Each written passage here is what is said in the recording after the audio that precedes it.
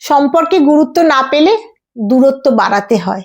দূরত্ব বেড়েও যদি গুরুত্ব না পাওয়া যায়, তখন বুঝে নেবেন অপর মানুষটি দূরত্ব চেয়েছিল, গুরুত্ব নয়।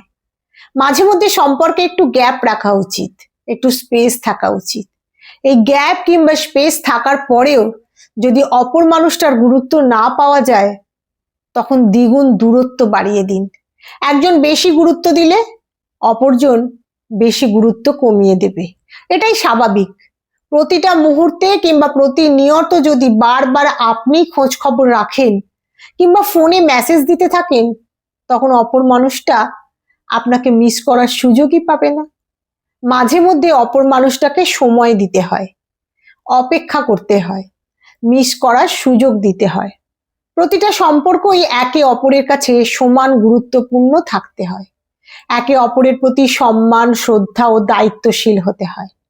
পাগলামি থাকা ভালো, তবে অতিরিক্ত পাগলামি করা ভালো নয়। মাঝে মধ্যে নিজের আত্মসম্মানের প্রতিও নজর দিতে হয়। ধীরে ধীরে সম্পর্কের বয়স বাড়ার সাথে সাথে একে অপরের গুরুত্বটাও বুঝতে পারবেন। অতি উৎসাহিত কিংবা অতিরিক্ত শো অফ করতে যাবেন না। প্রাইভেসি বজায় রাখতে শিখুন।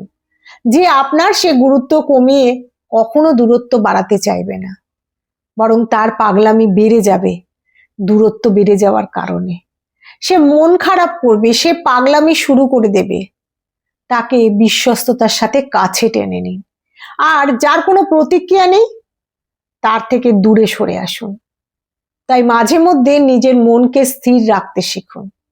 সম্পর্ক গড়ার আগে পাগলামি বেশি করলেও সম্পর্ক হয়ে যাবার পর পাগলামির মধ্যে পার্সোনালিটির প্রতি মনোযোগ দিতে হয়।